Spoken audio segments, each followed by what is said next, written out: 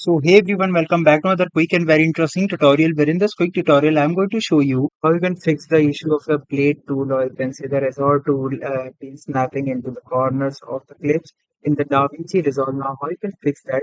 In order to fix it, all you need to do, like for example, if I try to cut it from here, it might snap it to the corner, and I may face some of the issues. So in order to get that fixed, all you need to do is to simply disable this snapping magnet option that's right there.